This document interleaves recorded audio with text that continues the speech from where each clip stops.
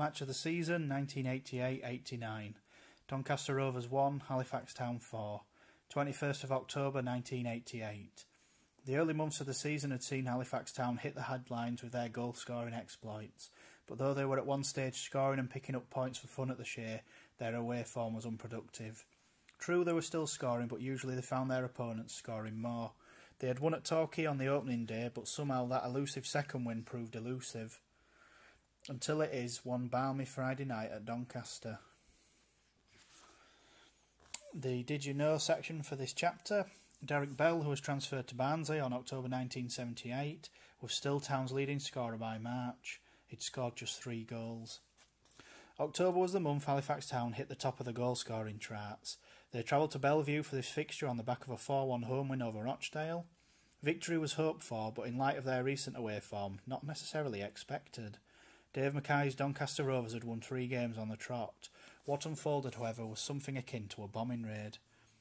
The game kicked off at 7:30, and by 7:44 it was as good as over, as the Shaymen blitzed their hosts with 4 quick-fire goals. The players grabbed the headlines at this time was the young striker Terry McPhillips, and typically it was he who started the ball rolling.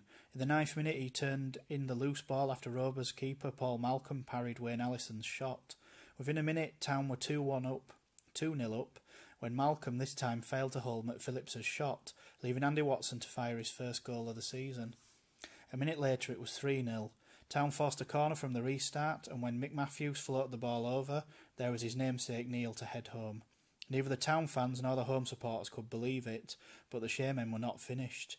3 minutes later Paul Raven slipped up and McPhillips punished him to net his second goal. With 14 minutes played, Town led 4-0. The game and the goal spree was over, but it should not have been. Allison, Dean Martin and Watson all missed inviting chances within the first 30 minutes. Perhaps they were getting complacent. It was ironic that the next to score were Rovers, courtesy of an indirect free kick on the 6-yard line, awarded for high kicking by Neil Matthews. Ronnie Robinson crashed the ball home, but already it was a case of too little too late. Half-time came, the players lost the momentum, and the second half proved to be a drab affair. Town had already done enough and were content to sit on their lead, though Doncaster had little idea of how to keep the contest alive. McPhillips shot straight at the keeper, thereby wasting the opportunity to register his second hat-trick of the season. Town's next opponents were Peterborough United at the Shay. Their manager Mick Jones admitted to being frightened of Halifax, and his worst fears were realised when, after a goalless first half, Town rattled in 5 goals after the break. The goal train was still rolling.